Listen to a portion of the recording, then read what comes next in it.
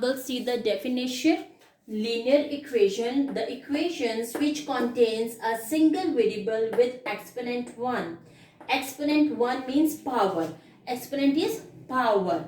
Is called the linear equation. Now you can see I have a different form equations. First one is sum of. Sum of means addition. Difference of means subtraction. Product means multiplication. Fraction means 1 over 4. Now in these linear equations you can see here is the one variable and highest exponent is 1. Second equation, variable is x, single variable y, and highest power is 1.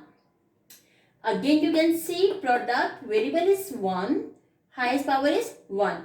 Variable is 1, highest power is 1. Now see some questions. Let's start.